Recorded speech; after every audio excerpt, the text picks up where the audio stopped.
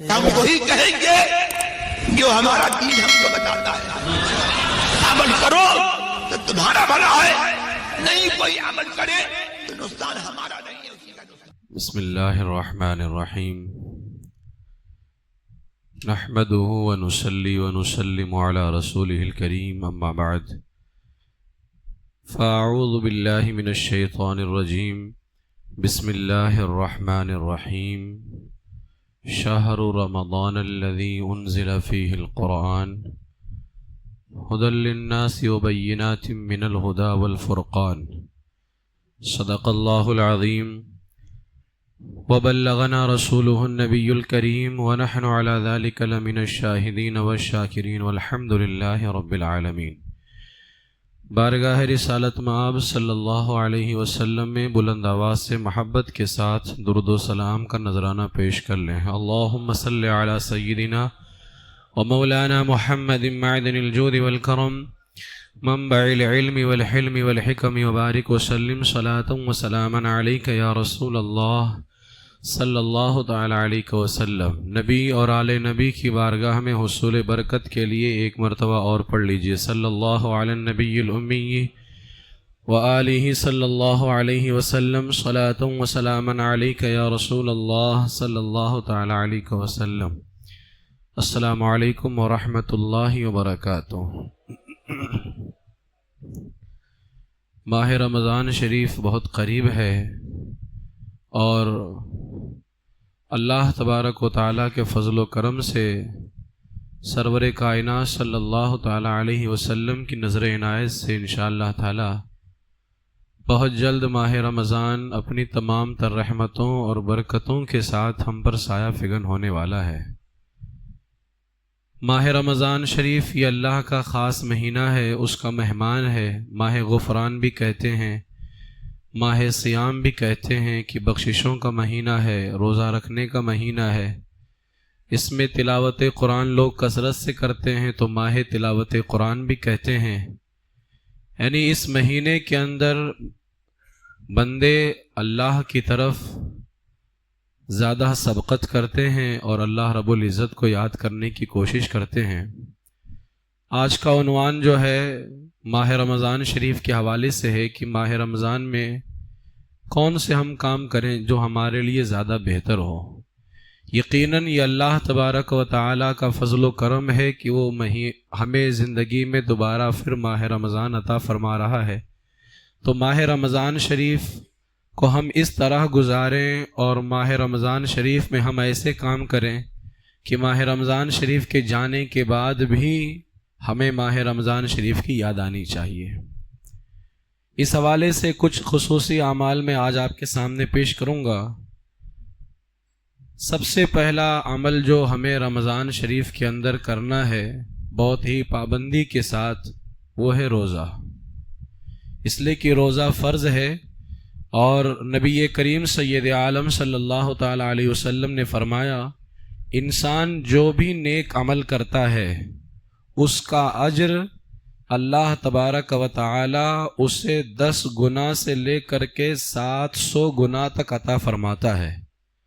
لیکن خاص روزے کے حوالے سے اللہ کے رسول علیہ السلام نے فرمایا کہ اللہ تعالی اس عمل کے بارے میں فرماتا ہے کہ یہ روزہ خالص میرے لیے ہے اور اس لیے میں ہی اس کی جزا دوں گا. اب اس کی جزا کیا ہے؟ تو میرے آقا علیہ السلام فرماتے ہیں کہ اللہ تعالیٰ فرماتا ہے روزہ دار صرف میرے لیے میری خاطر اپنی جنسی خواہش کھانا اور پینا چھوڑتا ہے تو روزے دار کے لیے 2 خوشیاں ہیں. ایک خوشی اسے روزہ کھولتے وقت حاصل ہوتی ہے اور دوسری خوشی اسے اس وقت حاصل ہوگی جب وہ اپنے رب سے ملے گا. اور میرے آقا علیہ السلام نے فرمایا روزے دار کے منہ کی بو اللہ کے یہاں کستوری سے بھی زیادہ پاکیزہ ہے وہ. تو یہ روزہ جو ہے بہت سارے حضرات بیماریوں کا بہانہ بناتے ہیں اور طرح طرح کے معاملات جو ہے رمضان کے اندر وہ علماء کے سامنے پیش کرنے کی کوشش کرتے ہیں. اپنے دلوں میں اللہ کا خوف رکھو. علماء مسئلے بتانے کے لیے ہیں لیکن تمہارے بیجا مسائل حل کرنے کے لیے نہیں بیٹھے ہوئے ہوں. پھالتوں کے مسائل جو ہے اپنے پیدا کرو اور طرح طرح کی بیماریاں اگر تم تدبیریں کر کر کے اپنے آپ کو روزے سے بچانا چاہو گے تو یاد رکھ لو اللہ کی خفیہ تدبیر بھی ہے. اگر بلا وجہ بیماری کے اندر مبتلا ہونے کا ناٹک کیا تو اللہ ایسی بیماری کے اندر مبتلا کرے گا جس کا علاج تمہیں کہیں نہیں مل سکتا ہے. اس لیے پھالتو کے چکر میں جو لوگ پڑتے ہیں اور طرح طرح کی بیماریوں کا بہانہ بنا کر کے معاذ اللہ رب العالمین روزہ رکھنے سے بچنا چاہتے ہیں. ہم سلائی کا کام کرتے ہیں، مشین پہ بیٹھنا رہتا ہے. آپ سارے کام چھوڑ دیجئے، آپ کو روزہ رکھنا ہے تو رکھنا ہے. سلائی کیجئے، مشین پر بیٹھیے یا کچھ بھی کیجئے، جو اللہ نے فرض کر دیا اب اس کو چھوڑنا نہیں ہے. اپنے سارے کام چھوڑ دو، اس کو چھوڑنے کا حکم ہے. لیکن جب اللہ تبارک و تعالیٰ نے فرض کر دیا ہے روزہ تو پھر اس کو رکھنا ہر حال میں رکھنا ہے اس کو. لہٰذا سب سے پہلا کام ماہ رمضان کے اندر یہ کرنا ہے کہ ہمیں روزہ پابندی سے رکھنا ہے. اور جو حضرات روزہ پابندی سے رکھتے ہیں رمضان گزرنے کے بعد بھی ظاہر سی بات ہے جو پابندی ہوتی ہے، اب رمضان کے بعد لوگ پابندی سے روزہ تو رکھتے نہیں ہیں، تو وہ ان کو یاد آتا ہے کہ ہم تو جو ہے روزانہ سحری کرتے تھے، افطاری کرتے تھے، روزہ رکھتے تھے. تو پابندی سے روزہ رکھنے والوں کو ماہ رمضان کے بعد بھی رمضان کی یاد آتی ہے وہ. لیکن جو لوگ بس یوں ہی وقت گنواتے ہیں تو پھر ان کے لیے تو سب برابر ہے. میرے آقا علیہ الصلوۃ والسلام نے فرمایا جس نے رمضان کے روزے ایمان کے ساتھ اور ثواب کی نیت سے رکھا تو اللہ تعالیٰ اس کے پچھلے گناہوں کو معاف فرما دیتا ہے. تو کوئی معمولی مہینہ ہمارے درمیان نہیں آ رہا ہے، اس لیے اس میں سب سے پہلا کام جو ہمیں کرنا ہے وہ کیا کرنا ہے؟ زور سے بولیے نا، کیا کرنا ہے؟ روزہ رکھنا ہے. بہت پابندی کے ساتھ میں روزہ رکھنا ہے. ہر آدمی اپنے اوپر لازم کر لے کہ ہمیں ماہ رمضان میں روزہ کیسے بھی کر کے رکھنا ہے. دوسرا کام ہے اچھے اخلاق، کیونکہ روزے کے اندر صرف کھانا پینا چھوڑ دینا ہی کمال نہیں ہے. بہت سارے جو ہے روزہ رکھتے ہیں اور دن بھر بیٹھ کر کے کیرم کھیلتے ہیں، جوا کھیلیں گے اور طرح طرح کے کام کرتے ہیں. میرے آقا حضور سید عالم صلی اللہ تعالیٰ علیہ وسلم نے فرمایا جس نے جھوٹ بولا اور جھوٹ پر عمل کرنا نہ چھوڑا تو اللہ تعالیٰ کو کوئی حاجت نہیں کہ یہ شخص اپنا کھانا پینا چھوڑ دے. اور میرے آقا علیہ الصلوۃ والسلام نے فرمایا روزہ ایک ڈھال ہے، جب تم میں سے کسی کا روزے کا دن ہو تو نہ وہ دل لگی کی باتیں کرے نہ کھیل کود کرے. اگر کوئی اسے گالی دے یا لڑنے کی کوشش کرے تو کہہ دے کہ میں روزے سے ہوں، لیکن یہ اس فالتو کام کے اندر ملوث نہ ہو. بہت سارے حضرات دیکھیں ہمارے محلے کے اندر ہی روزے کی حالت میں جھگڑا شروع ہو جاتا ہے، روزے کی حالت میں گالی گلوچ شروع. افطاری کا وقت دعاؤں کی قبولیت کا وقت ہوتا ہے، کتنی مرتبہ دیکھا جاتا ہے افطاری کے وقت میں جھگڑے شروع رہتے. بتائیے ایسی ایسی گالیاں افطاری کے وقت میں، کیا فائدہ تمہارے روزہ رکھنے کا؟ رسول پاک علیہ الصلوۃ والسلام نے فرما دیا کہ تمہارے ایسے روزوں کی اللہ کو کوئی حاجت نہیں ہے. لہٰذا اگر روزہ رکھ رہے ہو تو دوسرا کام یہ کرنا ہے کہ روزے کی حالت میں اپنے اخلاق کو بہتر بنائے رکھیں تاکہ وہ روزہ اللہ تبارک و تعالیٰ کی بارگاہ میں تمہارے لیے ثواب کا ذریعہ بن سکے. وہ تیسرا کام یہ کرنا ہے سحری. سحری میں برکت ہے اور میرے آقا علیہ الصلوۃ والسلام نے فرمایا سحری کرو کیونکہ سحری میں برکت ہے، خواہ پانی کی مقدار ہی کیوں نہ ہو، یعنی کھجور اور پانی ہی تم کیوں نہ لو لیکن لو ضرور، اس لیے کہ اس کے اندر برکت ہے اور بہت ساری بیماریوں سے اللہ تعالیٰ نے شفا رکھی ہوئی ہے. تو تیسرا کام ہمیں یہ کرنا ہے کہ سحری کرنا ہے. چوتھا کام ہے قیام اللیل. قیام اللیل کہتے ہیں رات کی نماز کو. اب رات کی نماز جو ہوتی ہے وہ نفلی نمازیں بھی ہیں. اب ماہ رمضان شریف کے اندر قیام اللیل میں تراویح کی نماز بھی ہے، تو ہمیں پابندی کے ساتھ میں تراویح کی نماز ادا کرنی ہے. میرے آقا علیہ الصلوۃ والسلام نے ارشاد فرمایا حدیث پاک کے اندر جس نے رمضان کی راتوں میں قیام کیا ایمان کی حالت میں تو اللہ تبارک و تعالیٰ اس کے پچھلے گناہوں کو معاف فرما دیتا ہے. اور قرآن مقدس کے اندر اللہ تبارک و تعالیٰ نے اپنے خاص بندوں کی جو صفتیں بیان کی ہیں. اللہ فرماتا ہے والذین یبیتون لربہم سجدا وقیاما، ان کی راتیں اپنے رب کے سامنے قیام اور سجود میں گزرتی ہیں.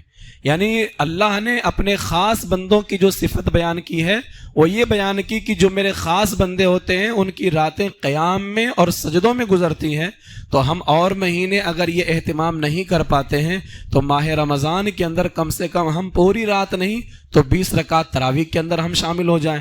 بہت سارے حضرات تراویح تک کے چھوڑ دیتے ہیں، ان کو تراویح نہیں پڑھنی ہے، اور پھر اوپر سے جو ایک ہمارے یہاں لوگوں کا ایک مسئلہ کھڑا ہو گیا ہے 6 دن 20 دن اور 15 دن اور 10 دن 11 دن 12 دن، یہ سب تراویح جو ہوتی ہے اس میں فقط صرف ایک فائدہ ہے کہ آپ قرآن پاک اگر اچھا وہ بھی پڑھ رہا ہے، ورنہ تو کہیں کہیں اتنا خطرناک پڑھتے ہیں کہ نہ نماز ہی نہیں ہوتی ہے، اور ایسا پڑھنا بھی حرام، نماز نہیں ہو۔ اور لوگ تو آج ڈیمانڈ کرتے ہیں کہ جو ہے کوئی حافظ کہیں گیا اور اس نے سنایا تو وہاں کے اراکین ٹرسٹیان اور کہتے ہیں کہ یہ تھوڑا زیادہ فاسٹ نہیں پڑھ پا رہا ہے، معاذ اللہ رب العالمین۔ کیا تم نے قرآن کا خود مذاق بنایا ہے؟ خود مذاق بنایا۔ آج قرآن کی تعلیم پہ عمل کر رہے ہیں۔ اب بتاؤ یوپی کی سرزمین پر ظالم حکومت نے اردو پہ پابندی لگائی کہ نہیں؟ لیکن مزہ یہ ہے کہ اس نے اردو کو بند کرنے والی بات بھی اردو میں کہی ہے۔ اس ظالم نے اردو کو بند کرنے والی بات بھی اردو کے اندر بولی۔ اب بتاؤ وہ اردو بند کر رہے تو آپ کو اردو کتنی آتی ہے؟ اس کے خلاف تو ہم جو کرنا اس کے خلاف آپ کرتے رہیے۔ آپ کو اردو کتنی آتی ہے بتائیے؟ اس نے اردو پہ پابندی لگائی۔ ہمارے مذہب کی اکثر کتابیں اردو کے اندر ہیں یا نہیں ہیں، اور آپ کو تو خود اردو نہیں آتی ہے، تو آپ اس کے خلاف کس منہ سے کھڑے ہو جاؤ گے؟ آپ کو اردو سیکھنا چاہیے بھائی۔ اس نے پابندی لگائی، جہاں لگائی آپ اپنے علماء سے اردو سیکھیے۔ لہٰذا ہم جو ہے کرتے نہیں ہیں، ہم کو صرف بولنے آتا ہے، بس ہمیں کرنے کی بھی ضرورت ہے۔ اس لیے ماہ رمضان کے اندر جو یہ 10 دن 6 دن 8 دن 12 دن 15 دن یہ جتنی تراویحاں ہوتی ہیں، یہ فقط صرف اس میں ایک فائدہ ہے کہ اگر کہیں اچھا کوئی حافظ قرآن پاک کی تلاوت کر رہا ہے تو اس کے پیچھے آپ ایک قرآن پاک مکمل کر سکتے ہیں۔ باقی تراویح چاند دیکھنے سے لے کر کے شروع ہوتی ہے اور چاند دیکھنے پر ختم ہوتی ہے۔ وہ تراویح کی کوئی چھٹی اور کوئی معافی نہیں ہوتی ہے۔ اگر نہیں پڑھے گا چھوڑے گا تو گنہگار ہوگا وہ۔ اس لیے یہ جو چکروں میں رہتے ہیں کہ ہم نے 10 دن کی پڑھ لیا ہے تو اب 10 دن کی پڑھ کر کے آپ جنت میں پہنچ چکے ہیں، 10 دن کی پڑھ کر کے جنت میں پہنچ چکے ہیں، اب آپ کے لیے ساری معافیاں ہو چکی۔ کچھ بھی ایسا 10 دن کے بعد لوگ گھومتے ہیں کہ اب بالکل جو ہے ان کو جنت کا پروانہ کسی نے دے دیا ہے، اب ان کو کوئی ضرورت نہیں ہے۔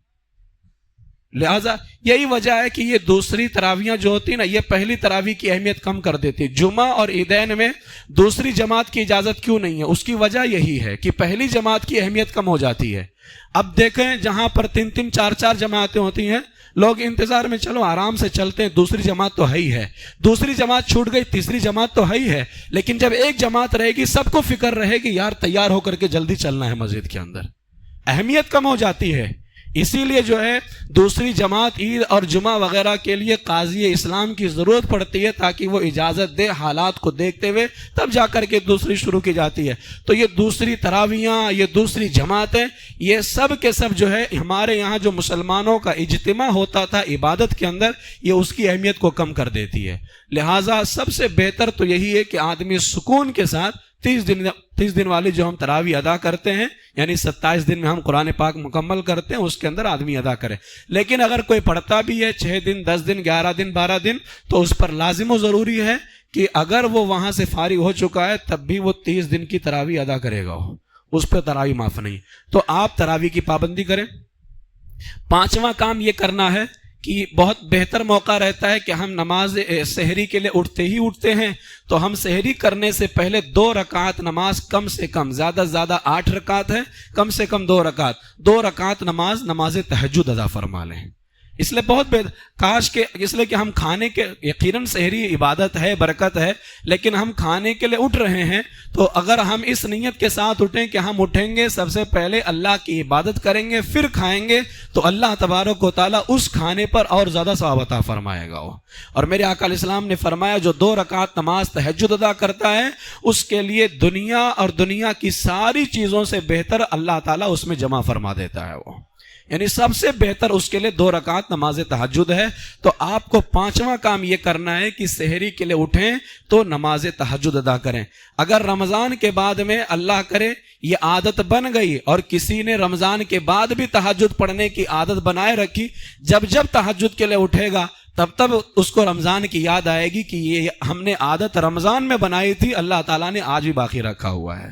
تو رمضان کو اس طرح سے گزارے نا کہ رمضان کے جانے کے بعد بھی رمضان کی یاد آئے، اور جو رمضان کے بعد بھی رمضان کی یاد کرتا ہے تو اللہ تبارک و تعالیٰ یا تو اسے دوبارہ پھر ماہ رمضان عطا فرمائے گا، اور اگر دوبارہ اس کی زندگی میں ماہ رمضان نہ ہوا تو کیا اللہ تعالیٰ تو اس بات پر قادر ہے کہ اللہ تعالیٰ اس کو ماہ رمضان کا ثواب عطا فرمائے گا۔ اس لیے کہ قیامت کے دن کچھ لوگوں کو حج کا ثواب، زکوٰۃ کا ثواب دیا جائے گا، لیکن انہوں نے کبھی حج نہیں کیا ہوگا، زکوٰۃ نہیں کیا ہوگا۔ میرے آقا فرماتے ہیں جب اللہ سے وہ بندہ پوچھے گا مولا میں نے حج نہ کیا، زکوٰۃ نہیں کیا، پھر یہ ثواب کیوں؟ تو اللہ فرمائے گا تیرے پاس تو طاقت تھی نہیں، لیکن تو خواہش رکھتا تھا کاش پیسے ہوتے تو حج کرتا، زکوٰۃ دیتا، تو کمزور تھا، تیرا رب تو کمزور نہیں تھا، تو نے سوچا، تیرے رب نے تجھے ثواب عطا فرما دیا ہے۔ تو اس لیے اگر زندگی میں دوبارہ رمضان نہیں ملا تو کیا ہوا، لیکن میرا رب اس بات پر قادر ہے کہ وہ ہماری خواہش پر، ہماری نیت پر، اس لیے کہ میرے آقا نے فرمایا مومن کی نیت اس کے عمل سے بہتر ہوتی ہے۔ ٹھیک ہے، تو آپ تمام حضرات تہجد کی پابندی کریں گے، چاہے 2 رکعت پڑھیں لیکن پڑھیں ضرور۔ چھٹا کام کرنا ہے استغفار۔ صبح سحری میں اٹھیں آپ تو کم سے کم 70 مرتبہ استغفر اللہ ربی من کل ذنب واتوب الیہ۔ اگر پورا بولنے میں اگر ایسا لگتا ہے کہ وقت کم بچا ہے تو آپ صرف استغفر اللہ استغفر اللہ استغفر اللہ، اس لیے کہ استغفر اللہ کا مطلب ہوتا ہے میں اللہ سے بخشش طلب کرتا ہوں، ہے نا، ہو گیا۔ اب استغفر اللہ ربی من کل ذنب واتوب الیہ، میں اپنے رب سے ہر گناہ کی بخشش مانگتا ہوں اور اس کی طرف پلٹتا ہوں۔ تو اگر معنی کے اعتبار سے دیکھا جائے تو چاہے استغفر اللہ ہو یا استغفر اللہ ربی من کل ذنب واتوب الیہ، تو اس کا معنی مفہوم ایک ہی ہوتا ہے۔ جب بندہ کہتا ہے کہ میں اپنے رب سے بخشش مانگتا ہوں تو گویا وہ یہ کہنا ہی چاہتا ہے کہ میں اپنے گناہوں کی بخشش مانگتا ہوں۔ تو اگر وقت کبھی کم رہ گیا ہے تو استغفر اللہ استغفر اللہ استغفر اللہ 70 مرتبہ کہہ لے، اور اگر وقت ہے تو پورا جملہ ادا کر لے استغفر اللہ ربی من کل ذنب واتوب الیہ۔ اس لیے کہ روایتوں میں آتا ہے کہ اللہ تبارک و تعالی رمضان شریف کی ہر رات میں آسمان دنیا پر نزول فرماتا ہے اور اس کی رحمت پکار پکار کر کے کہتی ہے کوئی بخشش طلب کرنے والا کہ میں اسے بخش دوں۔ لہٰذا جب سحری کے وقت میں اٹھیں تو اللہ کی بارگاہ میں ضرور اپنے گناہوں کی بخشش کی دعا کریں۔ 7واں کام کرنا ہے فجر کی نماز با جماعت ادا کرنی ہے۔ فجر کی نماز با جماعت، اور فجر کی نماز کے بعد میں آپ بیٹھے رہیں، تھوڑی دیر درس وغیرہ بھی ہوتا ہے، بیٹھے رہیں، پھر جب جو ہے سورج نکل جائے اور مکرو وقت ختم ہو جائے اس کے بعد 2 رکعت نماز کم سے کم نماز اشراق ادا کیجئے۔ اس لیے کہ فرمایا گیا جو نماز فجر با جماعت ادا کرے اور وہیں بیٹھا رہے اور سورج طلوع ہونے کے بعد میں وہ 2 رکعت نماز اشراق ادا کرے، اللہ تعالیٰ اس کو حج اور عمرے کا ثواب عطا فرماتا ہے۔ تو بہت ہی ہمارے لیے، کیونکہ ہم اکثر جو ہے سحری میں اٹھتے ہیں، نمازوں کی پابندی کرتے ہیں، تھوڑی دیر ہم بیٹھے رہیں، اس کے بعد میں سورج طلوع ہوتا ہے، مکرو ٹائم ختم ہوگا، پھر ہم 2 رکعت کم سے کم نماز اشراق ادا کریں تاکہ اللہ تبارک و تعالیٰ کی بارگاہ سے ہم روزانہ حج اور عمرے کا ثواب حاصل کر سکیں۔ آپ کو یہ کام کرنا ہے۔ 8واں کام جو ہے، اگر اللہ تعالیٰ آپ کو موقع عطا فرمائے، وقت کی گنجائش ہو تو چاشت کی نماز ادا کیجئے۔ ٹھیک ہے، چاشت کی نماز ادا کیجئے، اس لیے کہ فرمایا گیا کہ جو شخص 12 رکعت نماز، اب یہ چاشت کی بھی فضیلت ہے اور یہ نماز ظہر کی بھی فضیلت ہے۔ فرمایا جو شخص 12 رکعت نماز ادا کرے گا اللہ تعالیٰ اس کے لیے جنت میں سونے کا محل تیار فرماتا ہے۔ تو اس لیے یہ چاشت کی نماز آپ کو 8واں کام یہ کرنا ہے کہ چاشت کی نماز، اور اگر چاشت کی نماز نہیں پڑھ سکتے ہیں تو کم سے کم ظہر کی 12 رکعت نماز جماعت کے ساتھ پابندی سے ادا کرنے کی کوشش کریں۔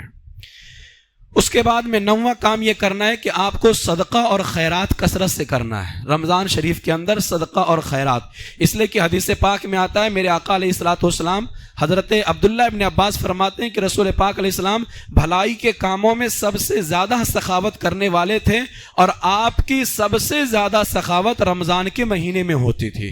یعنی آپ ہمیشہ سخاوت فرماتے، لیکن ماہ رمضان کے اندر آپ کی سخاوت بہت زیادہ ہو جاتی تھی، اور یہاں تک کہ حضرت جبریل علیہ السلام آپ سے جب ملتے تو آپ کی سخاوت اتنی زیادہ اور اس طرح عام ہوتی، حضرت عبداللہ ابن عباس فرماتے ہیں جیسے تیز ہوا ہوتی ہے اس طرح رسول پاک علیہ الصلوۃ والسلام کی سخاوت ہوا کرتی تھی۔ تو آپ تمامی حضرات کثرت سے ماہ رمضان کے اندر صدقہ و خیرات کیجئے اور اپنی زکوٰۃ جو ہے ادا کرنے کی کوشش کیجئے، غریبوں کو پہنچانے۔ زکوٰۃ کے اندر لوگ معاذ اللہ رب العالمین خوف نہیں اللہ کا، رمضان کے آنے سے پہلے جا کر کے جو ہے بینک سے لون لے کر کے اور جو ہے مکان لے لیتے ہیں۔ بتائیے یہ حالت ہے لوگ۔ جس رب نے مال دیا ہے اگر وہ دینا جانتا ہے تو وہ لینا بھی جانتا ہے۔ تمہیں راتوں رات ایسی تکلیف کے اندر مبتلا کرے گا کہ تم پچھتاتے رہ جاؤ گے پوری زندگی۔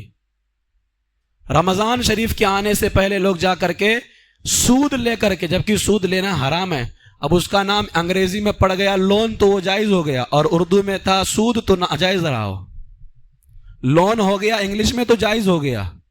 یہ حال بنا کر کے اور علماء کو آ کر کے پریشان کرتے، یہ اتنا لیا تو اس کے اوپر اتنا چڑھ گیا، اس ادھر اتنا گھماتے ہیں لوگ رمضان شریف کے اندر، صرف دماغ خراب کرتے ہیں۔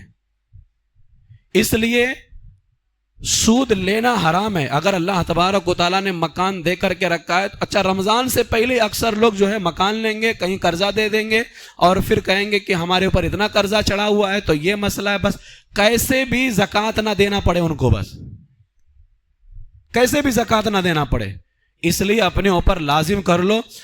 کچھ بندے تو الحمدللہ ایسے بھی ہوتے ہیں کہ ان پر زکوٰۃ فرض نہیں ہوتی تو بھی نکال رہے ہوتے ہیں، وہ تو بھی نکال رہے ہوتے ہیں، یہ خاص اللہ کا فضل ہوتا ہے۔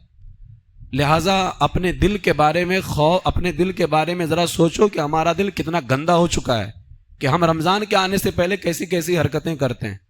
اگر آج مسلمان جتنے ہیں سب اپنی زکوٰۃ نکالنا شروع کر دینا تو کوئی مسلمان غریب نہیں رہ جائے گا، کوئی غریب نہیں رہ جائے گا، لیکن صرف ہمارے اندر جو ہے نا صرف جو ہے دنیا داری آ چکی ہے، اور اس قدر دنیا داری ہمارے دلوں میں گھر کر چکی ہے کہ بس اللہ تعالیٰ کی پناہ ہے۔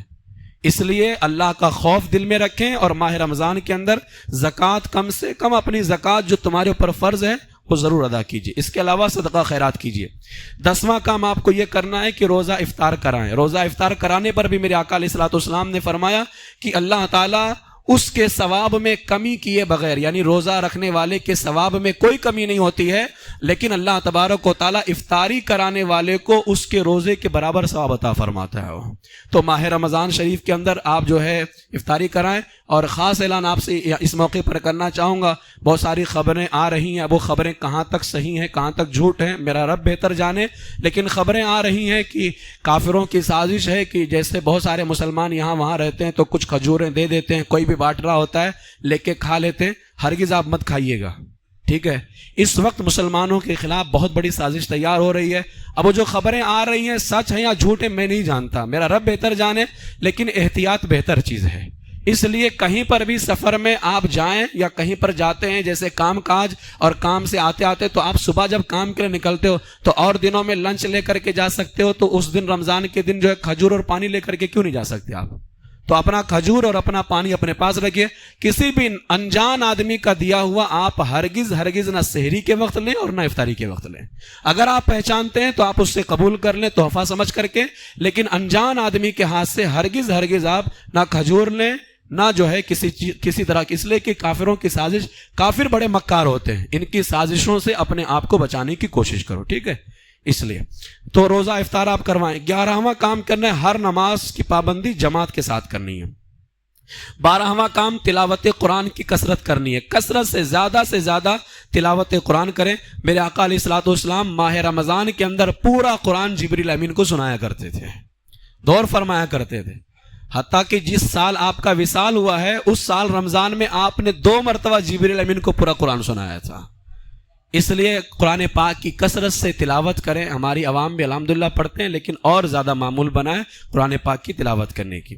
ہو سکے تو کنز الایمان شریف پڑھیں، اور جہاں عذاب والی آیتیں آئیں، یعنی جن میں عذاب کا ذکر ہو، اللہ سے جو ہے پناہ مانگیں کہ اے میرے مولا اس عذاب سے ہماری حفاظت فرما، اور جہاں اللہ تعالیٰ نے خوشخبری سنائی ہو اللہ سے دعا کرو کہ اللہ وہ خوشی تمہیں عطا فرما دے وہ، ٹھیک ہے؟ اس لیے یہ کوشش کرو کہ اگر زیادہ نہیں پڑھ سکتے 1 رکوع پڑھو، لیکن کنز الایمان شریف سے پڑھنے کی کوشش کرو۔ 13واں کام کرنا ہے اعتکاف. اعتکاف کے اندر آخر عشرے میں بیٹھتے ہیں. یہ اس کا بہت فائدہ ہوتا ہے کہ راتیں جو آتی جن میں شب قدر کو تلاش کرنے کا حکم ہے تو شب قدر بھی اس کو مل جاتا ہے. اگر کوئی آخر عشرے میں نہیں بیٹھ پاتا، جب بھی مسجد میں آئے آپ نویت السنت الاعتکاف بول لیں، تاکہ آپ کو رمضان شریف کے اندر نفلی اعتکاف کا ثواب آپ کو ملتا رہے. جب بھی مسجد کے اندر آئیں آپ نفلی اعتکاف کی نیت کر لیں، نویت السنت الاعتکاف. ٹھیک ہے. اس کے بعد میں 14واں کام کرنا ہے، کثرت سے دعا کرنی ہے، اس لیے کہ اس مہینے کے اندر اللہ تبارک و تعالی دعاؤں کو قبول فرماتا ہے. اپنے حق میں دعا کریں، اپنے تمام سنی مسلمان بھائیوں کے حق میں دعا فرمائیں، اور دعا کرتے وقت اللہ کی حمد کریں، نبی پاک علیہ الصلوۃ والسلام پر درود و سلام پیش کریں. اللہ کی ذات پر پورا یقین ہونا چاہیے، پورا بھروسہ پروردگار عالم کی ذات پر ہونا چاہیے کہ یقیناً وہ دعاؤں کو قبول کرے گا اور ہماری پریشانیوں کو دور فرمائے گا. 15واں کام حق تلفی. رمضان کے اندر حق نہیں مارنا ہے. بہت سارے حضرات رمضان کے اندر بھی حق مارتے ہیں. حق تلفی سے اپنے آپ کو بچائیں. اور اب یہ زکوٰۃ نہ دینا حق تلفی نہیں تو اور کیا ہے؟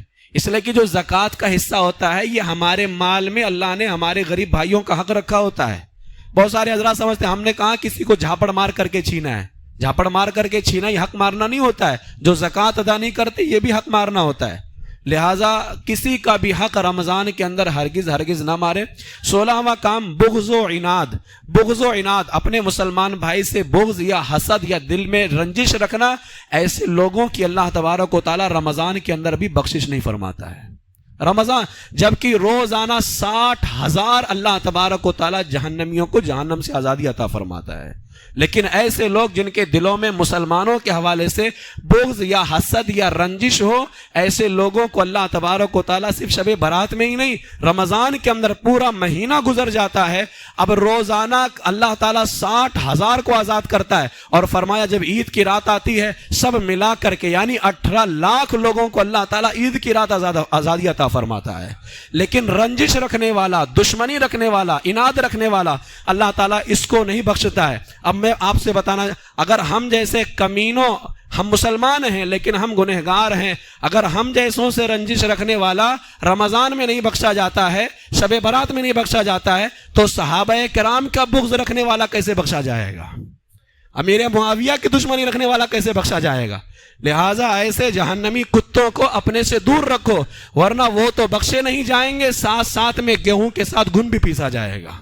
تو اس لیے جو صحابہ کرام کے دشمن ہوں یا اہل بیت کے دشمن ہوں، صحابہ کا بھی دشمن جہنمی کتا ہے اور اہل بیت کا دشمن بھی جہنمی کتا ہے. لہٰذا دشمنی رکھنے والے کو اللہ تعالیٰ رمضان میں نہیں بخشتا ہے. جب ہم جیسے کمینوں کی دشمنی رکھنے والوں کو اللہ نہیں بخشتا ہے تو پھر وہ صحابہ جن کے ایمان جیسا اللہ ایمان لانے کو حکم عطا فرما رہا ہے، تو اللہ تعالیٰ ان کی دشمنی رکھنے والے کو کیسے بخشے گا؟ اس لیے حضرات صحابہ کرام ہو یا اہل بیت اطہار رضی اللہ تعالیٰ عنہم ہو، سب سے محبت کرنا یہ ہمارے ایمان کا ضروری حصہ ہے. یہ ٹھیک ہے. یہ 16 کام ہے جو آپ کو کرنا ہے. 17واں اور آخری کام علم دین سیکھنا ہے. اب یہاں پر علم دین کیسے سیکھنا ہے؟ ماہ رمضان کے اندر علم دین سے قریب ہو جائیں. پچھلے سال ہم نے روزانہ سورہ ملک کی ایک آیت ہم پڑھاتے تھے. جن لوگوں نے وقت کو غنیمت جانا انہوں نے، بہت سارے حضرات نے سورہ ملک یاد بھی کیا، بہت سارے حضرات بیٹھ کر کے پڑھتے بھی تھے. پھر ہم نے بعد میں دوسری تراویح کے ختم ہونے کے بعد مخرج کا سلسلہ شروع کیا تھا. اس سال ہم نے ایک نیا سلسلہ شروع کیا ہے مسائل دینیہ کو سیکھنے کا. روزانہ تراویح کے بعد کم سے کم 5-10 زیادہ سے زیادہ 10 منٹ میں لوں گا. اس میں کیا سیکھنا ہے آپ کو؟ انشاءاللہ تعالی وضو کا طریقہ مکمل. اب اس کے اندر فرض کیا ہے؟ بہت سارے حضرات یہاں پر ابھی پوچھیں گے وضو میں کتنے فرض ہیں، تو شاید 4 بتا دیں. اچھا وضو میں سنت کتنی ہے؟ کوئی بتا سکتا ہے آپ میں سے وضو میں سنتیں کتنی ہیں؟ فرض کتنے ہیں وضو میں؟ فرض کتنے ہیں؟ زور سے بولیے کتنا ہے؟ سنتیں کتنی ہیں؟ کتنی؟ کون کون سی؟ نہیں 14 بتایا، ٹھیک ہے. اب 4 فرض اگر کسی نے بتا دیا تو وہ بتا دیتا ہے. 14 سنتیں تو کون کون سی سنتیں ہیں؟ یہ بہت ضروری ہمارے لیے. ٹھیک ہے. تو انشاءاللہ تعالی ہم وہ پورا تیار کریں گے اور آپ کو وائرل بھی کیا جائے گا. روزانہ کا جو سبق رہے گا تو آپ لوگ سیکھنے کو تیار ہیں انشاءاللہ تبارک تعالی. وضو کا طریقہ غسل کا طریقہ اور نماز کا طریقہ. سب سے پہلے ہمارے یہ تینٹا. اب وضو کے طریقے میں وضو کے فرائض اور سنتیں آ جائیں گی, پھر غسل میں فرائض اور سنتیں آ جائیں گی. نماز کے طریقے میں جب ہم جائیں گے, نماز میں شرائط, فرائض, واجبات, یہ 3 چیزیں خاص طور سے اس کے اندر ہیں. شرائط, فرائض, واجبات اور سنت اور مستحب بھی اس کے, یعنی نماز کے اندر 5 چیزیں ہم شامل. اب اس میں ایک ساتھ ہم پورا پوائنٹ لکھیں گے, فرض, شرط, واجبات, سنت اور مستحب. لیکن نیچے بتا دیں گے ٹوٹل فرائض کتنے ہیں, شرائط کتنے ہیں, واجبات کتنے ہیں, سنتیں کتنی ہیں, مستحبات. لیکن اس کو لکھنے کا انداز یہ ہوگا کہ ہم نماز شروع کرنے سے لے کر کے نماز ختم ہونے تک کتنے فرائض ہیں, کتنے واجبات ہیں, کتنی سنتیں ہیں, کتنے مستحبات ہیں, اور فرض کب ہے, واجب کب ہے, سنت کب ہے, مستحب کب ہے. اس لیے کہ اب ہم جو ہے, اس لیے امام اعظم نے ایک مرتبہ اپنے ایک شاگرد سے کہا کہ امام ابو یوسف سے جا کر کے پوچھو نماز میں داخل کب ہوتے ہیں. تو انہوں نے کہا کہ فرض سے داخل ہوتے ہیں. کہا یہ بھی غلط ہے. تو کہا سنت سے داخل ہوتے ہیں. کہا یہ بھی غلط ہے. کہا یہ کیسے ہو سکتا ہے کہ نماز میں نہ فرض سے داخل ہو نہ سنت سے. کہا دونوں سے داخل ہوتے ہیں, فرض سے بھی داخل ہوتے ہیں, سنت سے بھی داخل ہوتے ہیں. تو فرمایا کیسے؟ کہا نماز میں تکبیر تحریمہ کیا ہے؟ فرض ہے, اور تکبیر تحریمہ سے داخل ہوتے ہیں. ہاتھوں کو کانوں تک اٹھانا سنت ہے, تو نماز میں فرض سے بھی داخل ہوتے ہیں اور سنت سے بھی داخل ہوتے ہیں. اور اچھا, صرف فرض سنت سے نہیں, نماز میں فرض سے بھی داخل ہوتے ہیں, سنت سے بھی داخل ہوتے ہیں, واجب سے بھی داخل ہوتے ہیں. اس لیے کہ تکبیر تحریمہ اللہ کی بڑائی فرض ہے, لفظ اللہ اکبر بولنا واجب ہے, کانوں تک ہاتھوں کو اٹھانا سنت ہے. تو فرض سے بھی داخل ہوئے, سنت سے بھی داخل ہوئے, واجب سے بھی. اب یہ ہماری عوام کو پتہ ہونا چاہیے کہ جب ہم تکبیر تحریمہ کہتے ہیں تو یہاں فرض بھی پایا جا رہا ہے, واجب بھی پایا جا رہا ہے, اور سنت بھی پائی جا رہی ہے یہاں پر. ٹھیک ہے, تو آپ تمامی حضرات اس کے اندر ساتھ دینے کو تیار ہیں ہمارا. تو اس رمضان کو ہمیں یادگار رمضان بنانا ہے کہ جب ہم رمضان کے بعد اپنی نمازیں ادا کریں گے, ہمیں واجبات کا پتہ ہوگا, سنتوں کا پتہ ہوگا, تب ہمیں ماہ رمضان کی یاد آتی رہے گی. اللہ تبارک و تعالیٰ کی بارگاہ میں دعا ہے کہ پروردگار عالم ہم سب کو جو ابھی بیان کیا گیا, اللہ تعالیٰ اس پر عمل کی توفیق عطا فرمائے, اور آنے والا جو ماہ رمضان ہے اللہ تعالیٰ اس کو ہماری زندگی کا یادگار رمضان شریف بنا دے. اور اس ماہ رمضان کے اندر اللہ تعالیٰ ہم سب کو زیادہ سے زیادہ علم دین سیکھنے اور اس کو سمجھنے اور اس پر عمل کرنے کی توفیق عطا فرمائے.